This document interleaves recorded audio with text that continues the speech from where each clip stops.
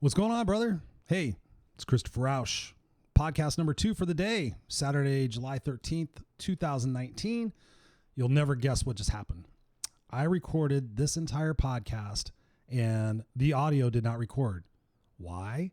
Because I was playing Spotify before that and I was listening to a song and I thought it would be kind of funny to play the song before I started talking just to give you something to laugh at and possibly use as the goof reel.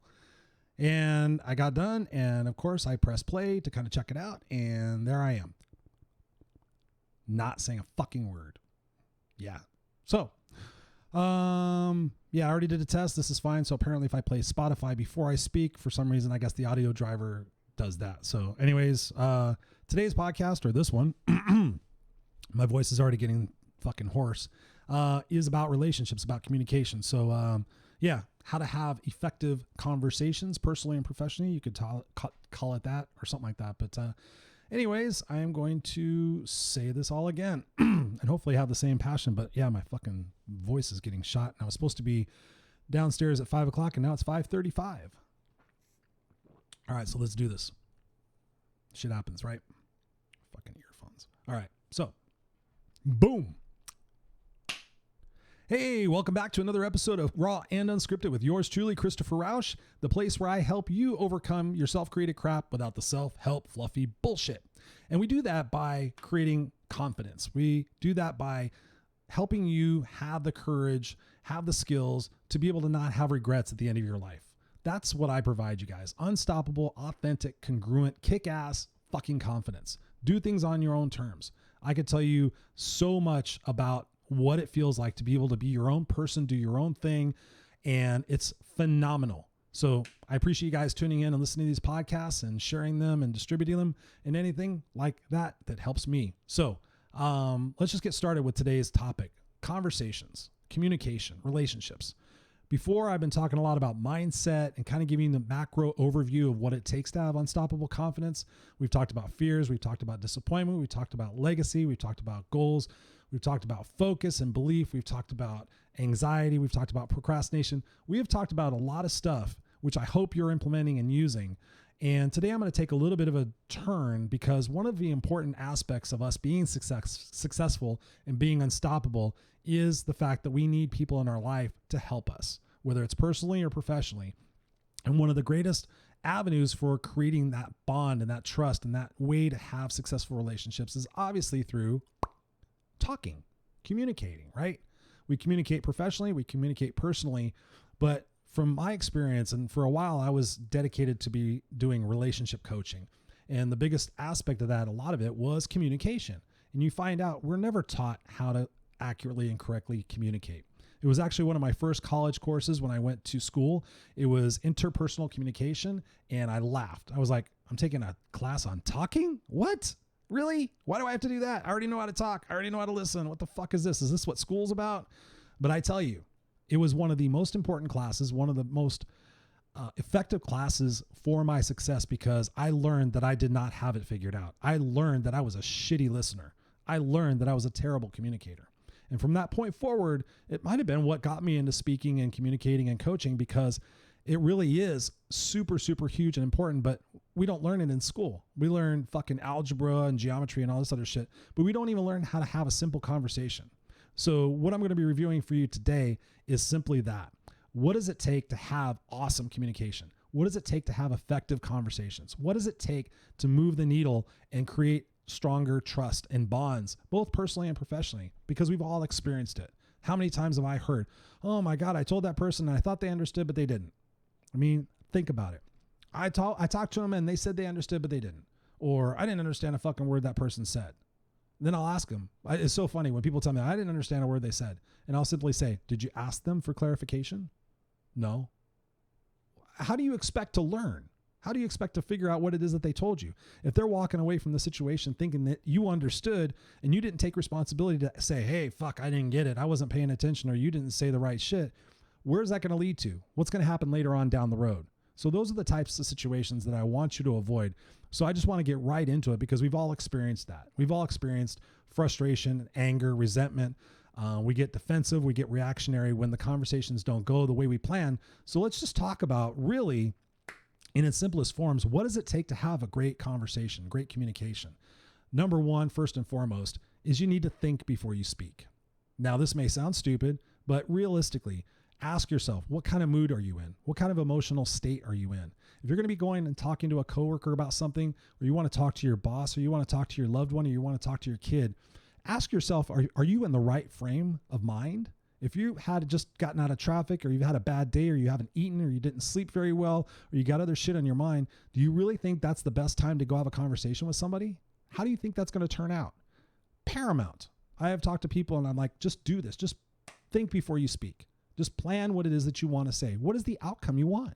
I mean, have you really considered when you went and talked to somebody, did you consider what the outcome is that you wanted? Or did you just think, I just want to get what I want. I just get what I need. I'll figure it out when I get there. That poor planning is going to create anger, resentment, disappointment, frustration, all those different things. So think about what it is that you're going to do before you speak. And ask yourself if you're being open-minded also, because if you're going to have a conversation that might involve a little bit of debate back and forth, ask yourself, am I in an open mind right now? Or am I just like, I just want to get what I want and just move on to the next thing? Because chances are you're going to come across that way and you're going to make the other person feel defensive, reactionary, or they're going to shut down, or they're just going to purposely not give you what you want because you're being an asshole, right? How many times have you experienced that? More importantly with that is if you're going to have a serious conversation with somebody, ask them the simple question, is now a good time? That alone, if you don't get anything out of this podcast besides that, simply asking somebody, especially if you're going to have a serious conversation, just say, hey, how's your day going? Is now a good time? I want to talk to you about something serious, but I want to make sure this is good for you too. And if you have to watch their body language, which is something we're going to be talking about, but you have to make sure they're in the right frame of mind. And if you could tell from their body language, or they say, oh yeah, now's a good time, but you could tell they're just distracted or they're frustrated or they're not their normal selves, then you need to make the determination to say, you know what, I'm going to come back at another time because I can see you're busy, or I just remembered something I have to do. I have to go make a phone call, whatever it is to get out of that situation. If you know it's not advantageous for the both of you, do not move forward. But so oftentimes we're like, I'm already here. I'm already going to do it. I'll just take a chance and figure it out. But what happens? No, you don't get what you want, or you get resentment or debate or rejection, things of that nature. So just simply ask yourself and ask them, is now a good time? That alone, I've had so many people come back to me and they're like, Chris, that was an excellent piece of advice. So simply do that. Another really instrumental piece of advice I'm going to give you now is, it comes from Stephen Covey. He wrote the book, The 7 Habits of Highly Effective People. And one of the tips that he gives in there, super, super, super important, changed the trajectory of my life. And this is something I did not grow up with because my mom didn't give a fuck about anybody else. She didn't give a fuck what you were thinking, what you wanted, who you were, your background, any of those things. She just wanted to say what she wanted to say. So when I got older and I decided to venture out on my own and I wanted to be successful, one of the big things is I had to learn was how to have a positive relationship. My mom got divorced. She was in, the list goes on about what a poor communicator and how poor she was in most relationships. She got along with some people and that was fine. So when I started digging into that, when I found Stephen Covey's seek first to understand, then be understood, huge, because my mom didn't give a fuck. She just wanted you to understand her. She wanted what she wanted. And I'm sure you guys know people like that. And how does that make you feel? So paramount, another super huge tip is seek first to understand, then to be understood. If you're talking to your boss, what is it that you expect out of this? What do you want me to do? Talking with a coworker, what are your anticipations? What are your expectations? How can I serve? Am I doing everything correctly? Because something you may be going to talking to somebody about might be as a result of something you're doing or not doing or misunderstanding. So if you go in with a mindset in all your communications and your relationships to say, hey, listen, I just want to make sure I'm understanding what you need and if I'm providing it for you. Super huge, personally and professionally, because people are going to go, wow, I'm not used to that. I mean, can you imagine if your coworker came up to you and said, you know, I just feel like I want to understand you better. What is it that you need from me? I mean, wouldn't that be amazing? So again, seek first to understand, then to be understood is just super, super huge. But let's just get on with the next tip. Speaking versus talking.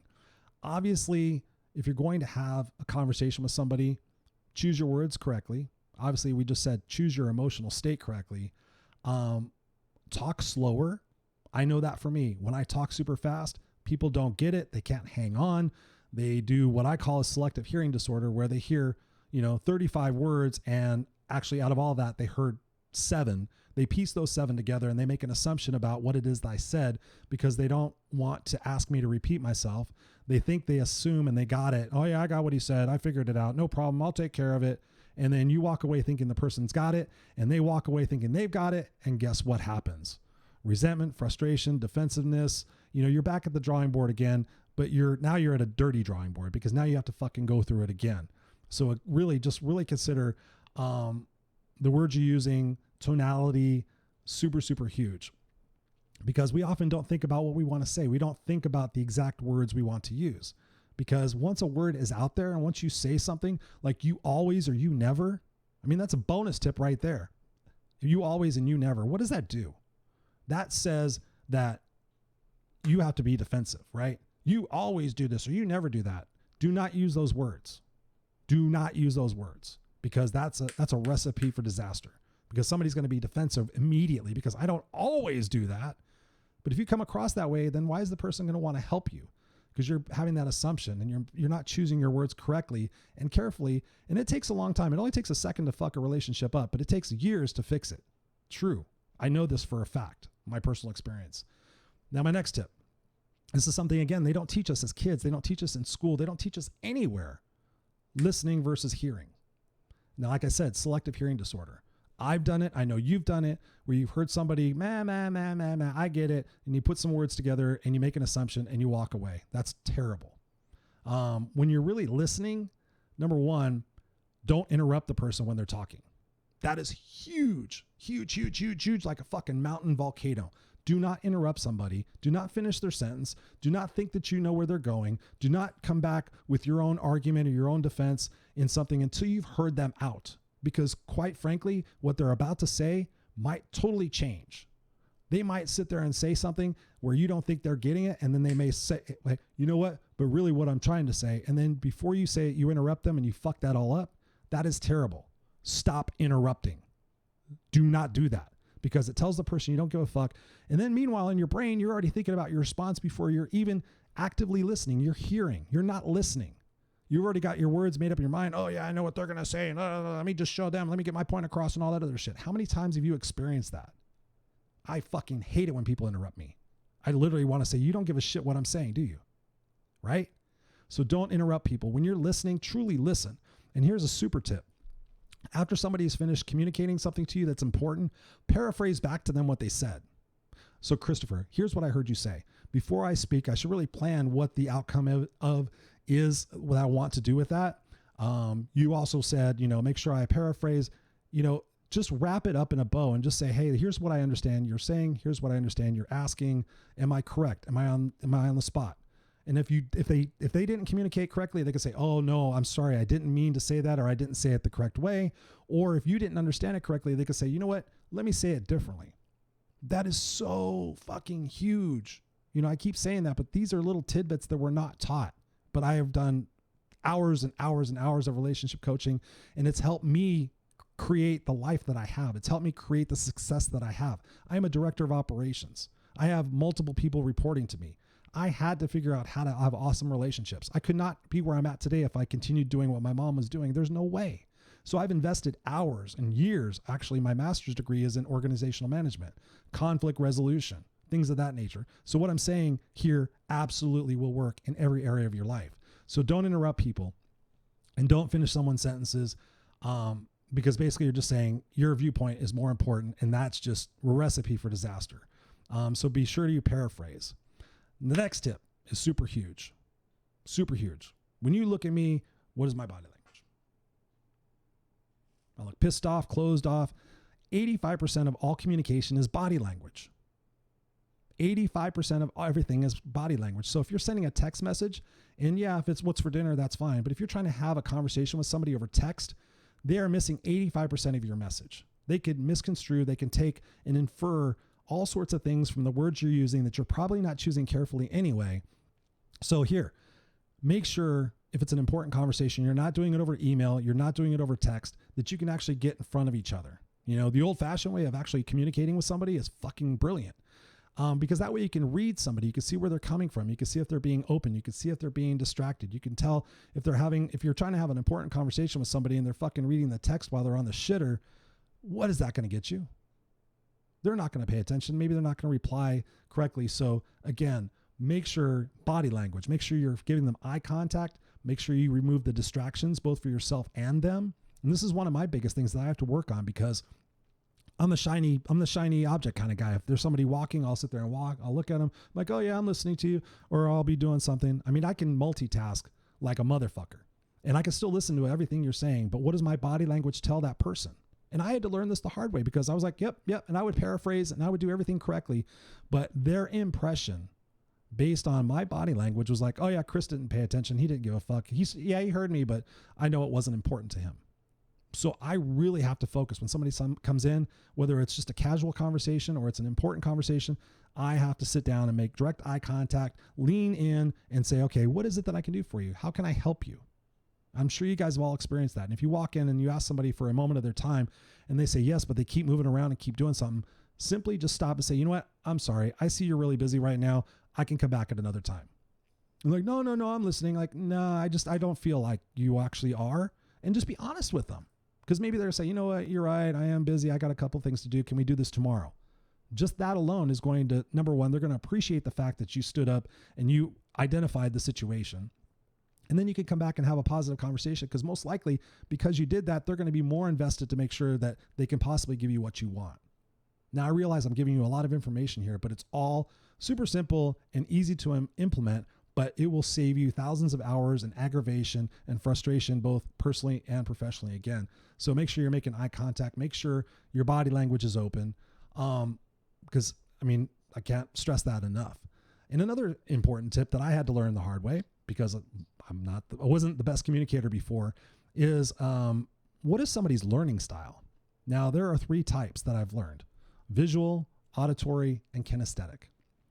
I'll tell you a story. I worked with a lady. We were divided by a partition, and my style at that time was more auditory. It's like, hey, Sharon, can you look up 60123? Can you tell me how many are in stock and if we're going to be on back order?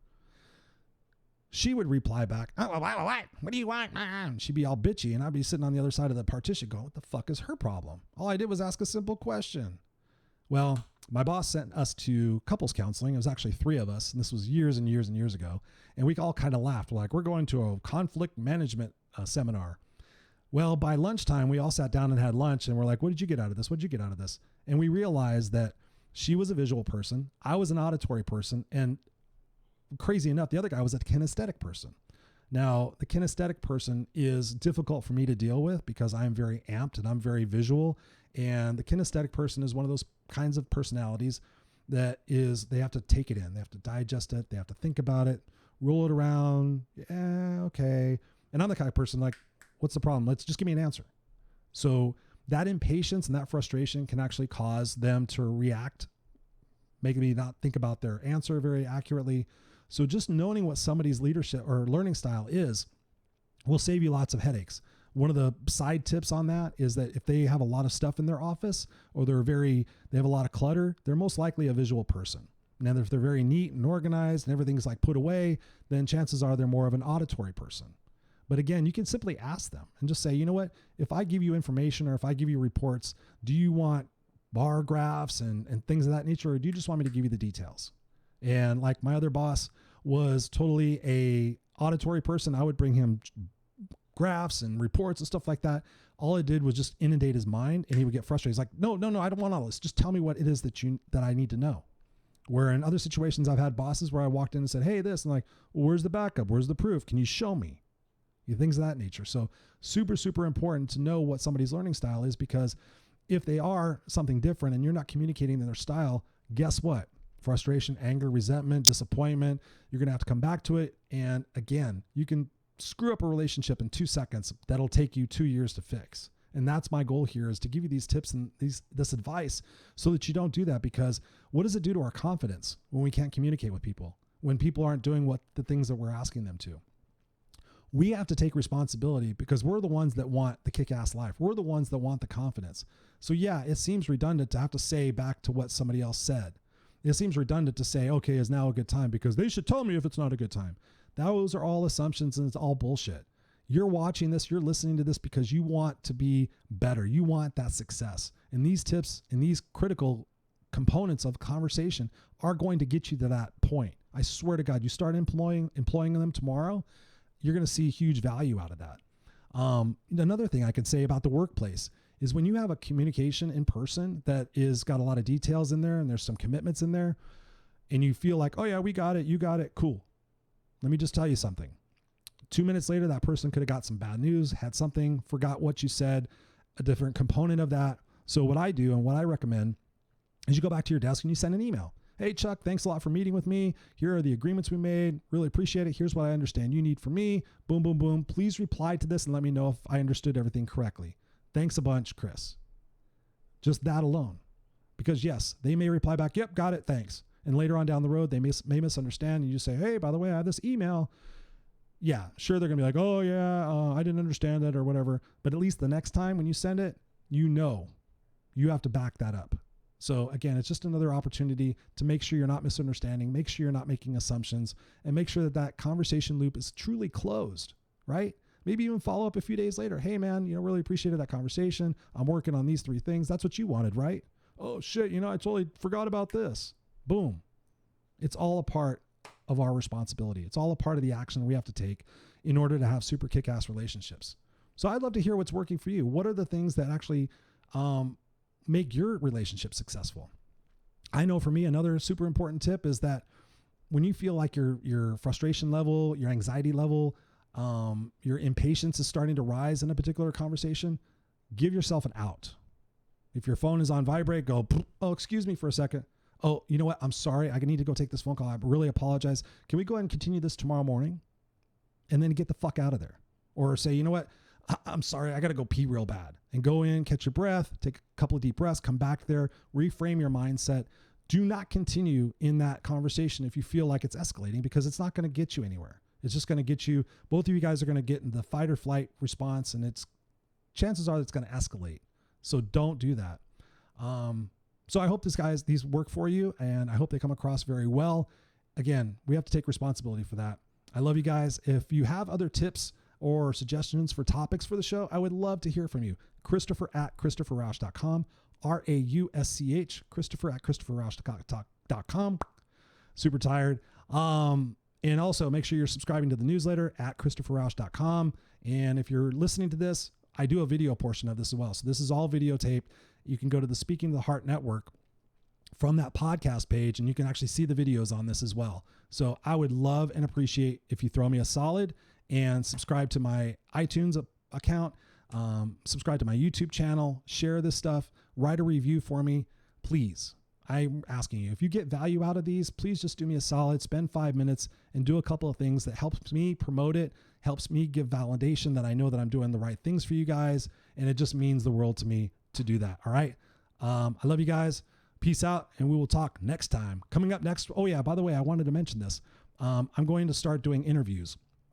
In my previous radio show that I had for 2.5 years, the Kick-Ass radio show, I interviewed a guest every single week, and they gave 5 tips for living their kick-ass life. Those shows are still available. They're on iTunes. Again, you go to my website, you go to radio show tab, all of them are right there, 2.5 years worth.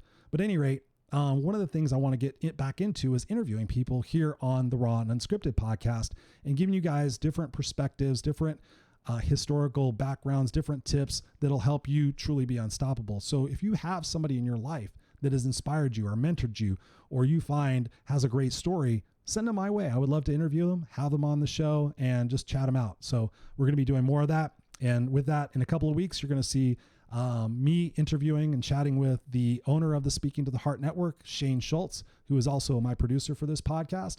We got a couple of cool ideas just to kind of riff on and just kind of have some more fun, give you some more variety in what we're doing here on the show. So again, send me an email, Christopher@ChristopherRausch.com. Until that time, stay kick-ass, stay classy. I love you guys. Keep rocking and doing what you're doing. I really appreciate everything that you're doing. And I love you guys. All right. Peace out.